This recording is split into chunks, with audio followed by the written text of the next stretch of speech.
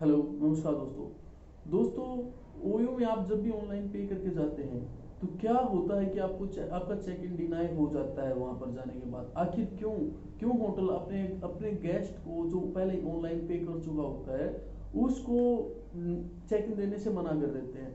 और अब वो गेस्ट अपनी बुकिंग भी कैंसिल नहीं कर सकता, क्योंकि कैंसिल करेगा तो उसका वहाँ पे पॉलिसी होती है कि आपका 100% पैसा डिडक्ट हो जाएगा और आपको कोई भी रिफंड नहीं मिलेगा। तो इस केस में दोस्तों करें तो क्या करें। और अब होटल ने भी चेक इन देने से मना कर दिया कि हम ऑनलाइन पेड कस्टमर्स को चेक इन नहीं देंगे। ऐसा होता क्यों है? देखिए दोस्तों, एक सिंपल हा रीजन है। होटल एक सर्विस प्रोवाइडर है और ओयो उनको एक बुकिंग्स दे रहा है।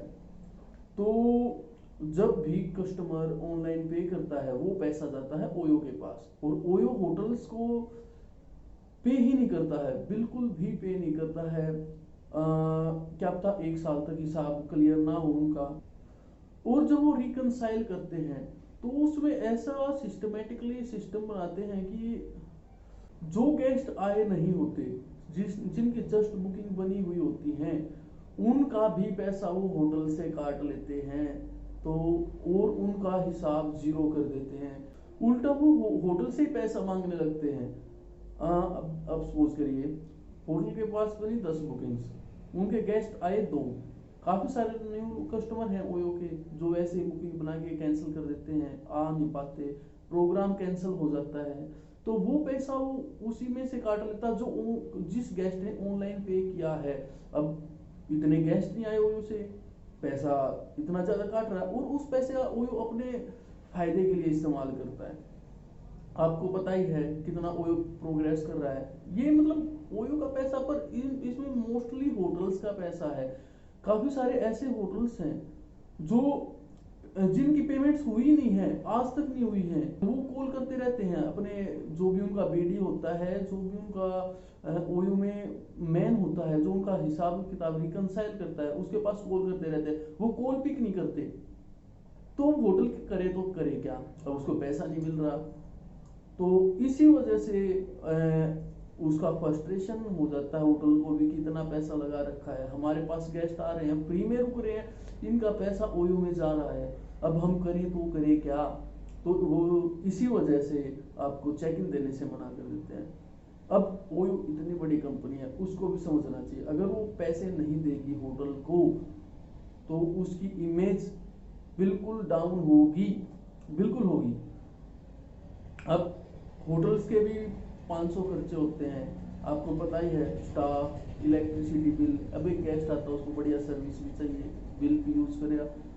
अब मान लो ओयो के गेस्ट आ गए ज्यादा, कोई होटल है फेमस, उसमें बहुत ज्यादा गेस्ट आ गए हैं। अच्छा, अब क्या है, होटल्स के पास रूम होते हैं लिमिटेड, 30 40 50। अब मान लो उसमें 10 ओयू के गेस्ट आ गए हैं और 15 आ गए हैं उनके जो खुद के गेस्ट हैं।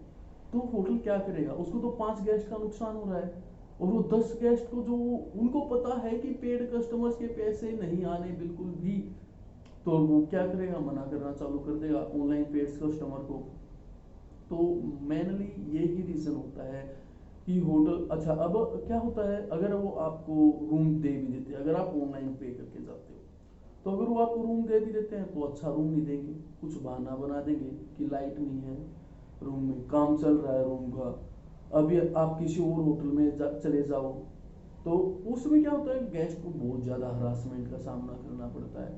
तो मेरे हिसाब से आप अगर आपको कोई होटल पसंद आ गया, और एक सिस्टम और लगा दिया है वो ने कि आप सिर्फ ऑनलाइन पे करके ही होटल में जा सकते हो, और अब आपको वो होटल अच्छा लग रहा है, आपको उसमें जाना है, तो सर बेस्ट ये है कि आप डायरेक्ट होटल के पास जाओ, उनसे बात करो कि सर आपका ओयो में इतना प्राइस शो हो रहा है, क्या आप मेरे को इस प्राइस में रूम अवेलेबल करवा सकते हैं? अगर वो करवा सकता है तो ठीक है, अगर आपने पैसा डाल दिया ओयो में तो वो तो वैसे भी फंस गया है।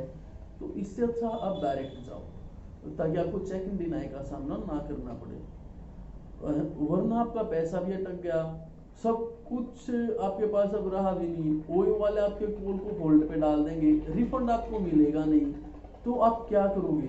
बहुत रेयर कंडीशन में आपको रिफंड मिलता है। अब होटल्स की भी मजबूरी है, अगर वो चेक इन दे देते तो उनको पता है उनकी पेमेंट्स नहीं आनी। तो दोस्तों अब आप अंदाजा लगा सकते हैं कि ओयो कैसे कर रहा है, क्या कर रहा है होटल्स के साथ, और कैसे इतनी ज्यादा ग्रोथ कर रहा है। असल में वो होटल्स का पैसा, वो आपका पैसा है, जिस वजह से ओयो इतना ग्रोथ कर रहा है और होटल्स को उनकी पेमेंट नहीं कर रहा। तो अभी वो सिर्फ एक्सपेंड कर रहा है, उसका सर्विस पे बिल्कुल ध्यान नहीं है, उसका होटल होटलों पे बिल्कुल भी ध्यान नहीं है, कौन कैसी सर्विस प्रोवाइड कर रहा है। तो ओयो अगर ध्यान नहीं देता है इन चीज़ों पर, तो उसकी सर्विस तो बिल्कुल डाउन होगी ही। ऊपर से कंपटीशन का टाइम भी है, बहुत ज़्यादा वेबसाइट्स आ गई हैं होटल बुकिंग करने की, जिन पे से लोग आराम से होटल्स के रेट देख सकते हैं और अपना डायरेक्ट जाकर बुक कर सकते हैं। तो कोई ऐसी खास बात नहीं। अब होटल्स का भी, काफ़ी सारे होटल्स का लाखों रुपए अटका पड़ा ओयो में, और अगर हजारों लाखों होटल्स है, इनका टोटल पैसा मिला दे तो करोड़ों रुपया हो जाता है जो ओयू के पास रुका हुआ है। इसी वजह से अब ओयू होटल समझ रहे हैं इस चीज को कि वो सिर्फ अपनी ग्रोथ कर रहा है, ओयू सिर्फ अपनी ग्रोथ ही कर रहा है इतने सारे पैसे से। अब होटल को भी तो ग्रोथ करनी है ना, तो उसको वो पैसा चाहिए। तो यही रीजन है जो चेक इन डिनाई होता है ओयो में, मोस्टली इन्हीं कारणों की वजह से। ठीक है दोस्तों, मिलते हैं नेक्स्ट वीडियो में। आपका वीडियो देखने के लिए बहुत बहुत शुक्रिया। Thank you.